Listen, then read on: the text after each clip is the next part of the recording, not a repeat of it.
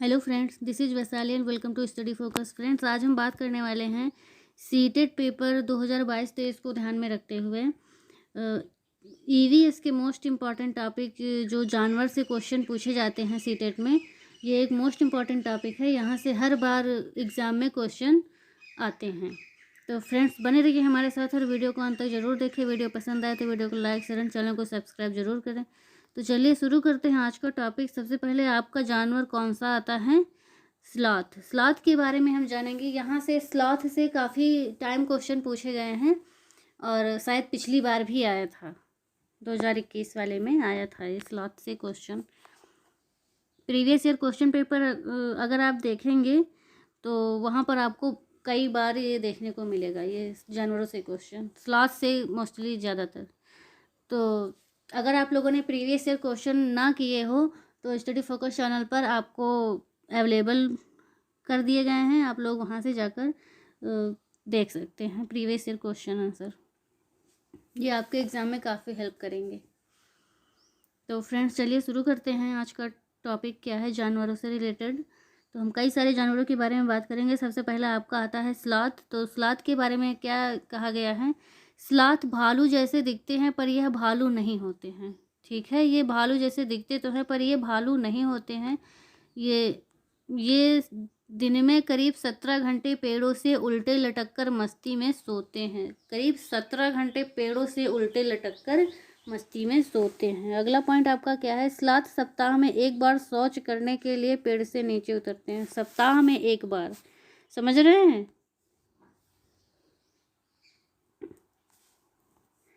पूरी दुनिया में स्लॉथ सिर्फ दक्षिण एवं मध्य अमेरिका के जंगलों में ही पाया जाता है। अगर आपसे क्वेश्चन किया जाए स्लॉथ कहाँ पर पाया जाता है तो आपका राइट आंसर हो जाएगा दक्षिण एवं मध्य अमेरिका के जंगलों में ही। सिर्फ सिर्फ भी लिखा है, केवल यहाँ पर दक्षिण एवं मध्य अमेरिका के जंगलों में ही पाया जाता है स्लॉथ। स्लॉथ एक छोटे एवं मध्यम आकार का स्तनधारी प्राणी है और यह हमेशा पेड़ों की डालियों पर लटकते हुए रहते हैं।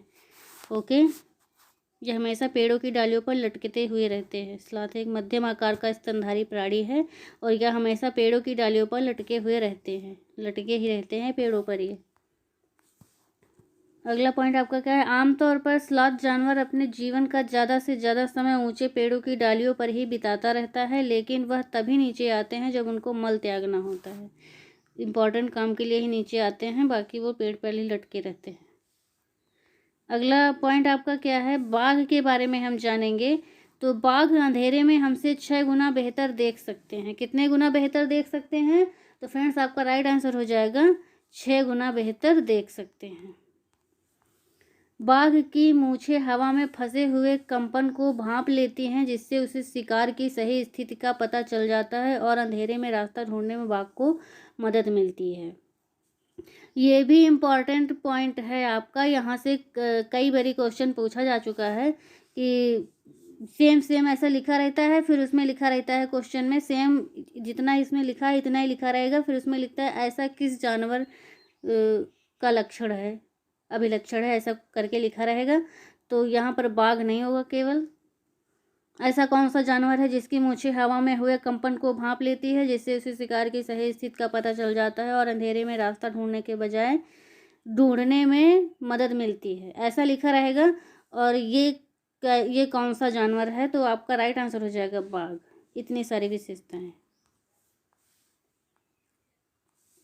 अगला पॉइंट है आपका, बाघ हवा की वजह से पत्तों के हिलने और शिकार की वजह से झाड़ियों के हिलने से हुई आवाज़ में अंतर को पहचान सकता है। ठीक है, अब अगला पॉइंट है आपका, बाघ के दोनों कान बाहर की आवाज़ों को अच्छे से सुनने के लिए अलग अलग दिशाओं में बहुत ज़्यादा घूम सकते हैं। अलग अलग दिशाओं में बहुत ज़्यादा घूम सकते हैं अच्छे से सुनने के लिए। Jim Corbett national park Uttarakhand में है, जो बाघ के लिए ही प्रसिद्ध है, जो बाघ के लिए प्रसिद्ध है। Okay, Jim Corbett national park Uttarakhand में है, जो बाघ के लिए प्रसिद्ध है।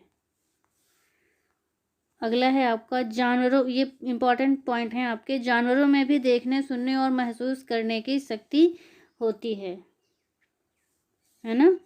जानवरों में भी देखने, सुनने और महसूस करने की शक्ति होती है। अगला पॉइंट है आपका, चींटियाँ चलते समय जमीन पर कुछ ऐसा पदार्थ छोड़ती हैं जिसे सूंघकर पीछे आने वाली चींटियों को रास्ता मिल जाता है। चींटियों की विशेषता होती है। मच्छर हमारे शरीर की गंध, खासकर पैरों के तलवे की गंध को सूंघकर हमें ढूंढ लेता है।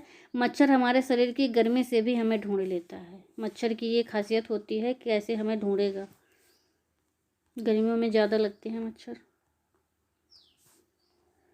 सड़कों पर कुत्तों की भी अपनी जगह बटी होती है। एक कुत्ता दूसरे कुत्ते के मल मूत्र की गंध से जान लेता है उसके इलाके में बाहर का कुत्ता आया था। यह कुत्तों की विशेषताएं होती हैं। ओके, अगला है आपका, रेशम का कीड़ा अपनी मादा को उसकी गंध से कई किलोमीटर दूर से ही पहचान लेता है।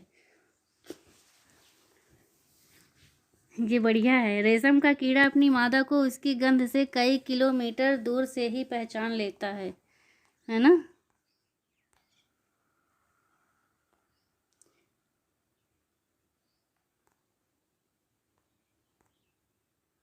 इसको पढ़ के हमको एक गाना याद आ रहा है कि तू धरती पे चाहे जहाँ भी रहेगी, तुझे तेरी खुशबू से पहचान लूँगा।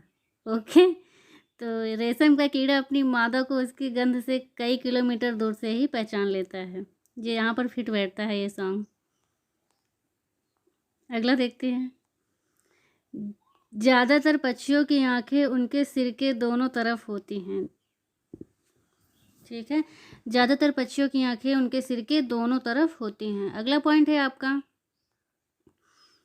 पक्षी एक ही समय में दो अलग अलग चीज़ों में नज़र रख सकते हैं। ये पक्षी की विशेषताएं होती हैं पक्षियों की। जब यह बिल्कुल सामने देखते हैं तब उनकी दोनों आँखों जब यह बिल्कुल सामने देखते हैं तब उनकी दोनों आँखें एक ही चीज़ पर होती हैं। बिल्कुल सामने देखते हैं तो उनकी एक विशेषता ये भी है कि दोनों आँखें एक ही चीज़ पर होती हैं। ज़्यादातर पक्षियों की आँखों की पुतली घूम नहीं सकती। वे अपनी गर्दन हिलाकर या घुमाकर ही आसपास की चीज़ों को देखते हैं। ये पक्षियों की विशेषताएं होती हैं। आपसे कई बार यहाँ से क्वेश्चन भी पूछा जा चुका है सीटेट में कि कौन सा पक्षी अपनी गर्दन को झटके से पीछे तक घुमा सकता है, कौन सा पक्षी अपनी गर्दन को पीछे तक घुमा सकता है। इन दोनों क्वेश्चंस का राइट आंसर आप लोग कमेंट बॉक्स में बताइएगा। फ़िलहाल हमने ये क्वेश्चन करवा दिए हैं आपको, इसलिए मैं पूछ रही हूँ। ना करवाई होती तो पहले बताती, उसके बाद पूछती। तो फ्रेंड्स, आप लोग कमेंट बॉक्स में ज़रूर बताइएगा वो इन दोनों क्वेश्चन का आंसर। आगे देखेंगे हम। जब पक्षी अपनी दोनों आंखें अलग अलग चीज़ों पर केंद्रित करते हैं तो उनको देखने का दायरा बढ़ जाता है। उनका देखने का दायरा बढ़ जाता है। जब पक्षी अपनी दोनों आंखें अलग अलग चीज़ों पर केंद्रित करते हैं तो उनका देखने का दायरा क्या हो जाता है, बढ़ जाता है। अब आगे देखते हैं। चील, बाज और गिद्ध हमसे 4 गुना ज़्यादा देख सकते हैं। अगर आपसे क्वेश्चन किया जाए तो कौन से ऐसे पक्षी हैं जो हमसे 4 गुना ज़्यादा देख सकते हैं, तो आपका राइट आंसर हो जाएगा चील, बाज और गिद्ध। 6 गुना कौन सा जानवर देख सकता है, आप लोग कमेंट बॉक्स में बताइएगा। इसी वीडियो में हमने ऊपर बताया है आपको, आप लोग बताइएगा। आमतौर पर माना जाता है कि दिन में जागने वाले जानवर कुछ रंग देख पाते हैं और रात में जागने वाले जानवर हर चीज़ को सफ़ेद और काली ही देख पाते हैं। ठीक है, अगला है आपका सांप के बारे में। सांप के बाहरी कान नहीं होते हैं, वह जमीन पर हुए कंपन को ही सुनता है। जंगल में ऊंचे पेड़ पर बैठा लंगूर पास आती किसी मुसीबत, शेर या चीता को देखकर एक खास आवाज़ निकालता है जिससे उनके साथियों को संदेश पहुंच जाता है। इस काम के लिए पक्षी भी इस तरह की आवाज़ें निकालते हैं, है ना। इसके लिए पक्षी भी जब उनको कोई खतरा होता है, कोई परेशानी होती है, तो वो अपनी भाषा में बता देते हैं कि नहीं, कुछ गड़बड़ होने वाली है, सभी लोग सतर्क हो जाओ।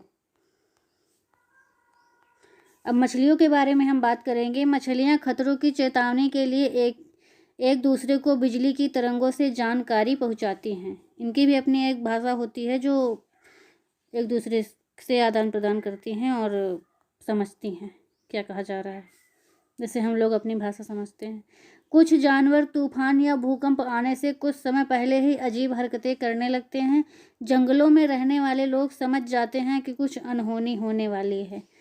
ये विशेषताएं होती हैं कुछ जानवरों की कि वो अगर कुछ अनहोनी होने वाली होती है तो वो पहले ही कुछ एक्टिंग करने लगते हैं, ओवर एक्टिंग करने लगते हैं, कि जिससे लोगों को पता चल जाए कि कुछ अनहोनी होने वाली है और वो सतर्क हो जाएं, सुरक्षित कर ले अपने आप को। अगला पॉइंट है आपका, सन 2004 में दिसंबर के माह में सुनामी से कुछ समय पहले जानवरों के अजीब व्यवहार और उनके द्वारा दी गई चेतावनी भरी आवाज़ों को अंडमान की खास आदिवासी जनजाति समझ गई और उन्होंने वह इलाका खाली कर दिया। इस प्रकार यह लोग सुनामी से बच गए। ओके, अगला पॉइंट है आपका, डॉल्फिन भी अलग अलग तरह की आवाज़ें निकालती है और एक दूसरे से बात करती है। वैज्ञानिकों का मानना है कि कई जानवरों की अपनी पूरी भाषा है। ओके, वैज्ञानिक भी मानते हैं कि कई जानवर अपना पूरा भाषा बोलते हैं, पूरी भाषा। नाग के बारे में हम बात करेंगे तो नाग गुम्फन ऐसे डिजाइन जैसे रंगोली, कढ़ाई और दीवारों पर सजाने के लिए सौराष्ट्र, गुजरात और दक्षिण भारत में प्रयोग किए जाते हैं। नाग गुम्फन जैसे डिजाइन रंगोली, कढ़ाई और दीवारों पर सजाने के लिए सौराष्ट्र, गुजरात और दक्षिण भारत में प्रयोग किए जाते हैं। कालबेलिया नाच में सांप जैसी मुद्राएं होती हैं। कालबेलिया एक नाच होता है जो कालबेलिया के लोग करते हैं, है ना। और तुम्बा, खंजरी, बीन आदि सूखी लौकी से बनाए जाते हैं। ओके, तुम्बा, खंजरी, बीन ये काहे से बनाए जाते हैं? तो आपका राइट आंसर हो जाएगा सूखी लौकी से बनाए जाते हैं ये। हमारे देश में पाए जाने वाले सांपों में केवल 4 तरह के सांप ही जहरीले होते हैं। वो कौन कौन से हैं, उनके नाम क्या हैं, जानेंगे हम इसके बारे में। तो इनके नाम हैं नाग, करैत, दुबोइया और अफाई। यही 4 सांप जो होते हैं जहरीले होते हैं, इनसे बच के रहना चाहिए। वैसे सांपों से तो डर लगता है लेकिन बच के रहना चाहिए। खासकर ये 4 सांप बहुत ही जहरीले होते हैं, इससे बहुत बच के रहना चाहिए। तो फ्रेंड्स चलिए आज बस इतना ही। कैसे लगे हमारी श्रृंखला कमेंट बॉक्स में ज़रूर बताइएगा। चैनल पर नए हैं तो वीडियो को लाइक, शेयर एंड चैनल को सब्सक्राइब जरूर करें। मिलते हैं नेक्स्ट वीडियो में, तब तक के लिए टाटा, बाय बाय।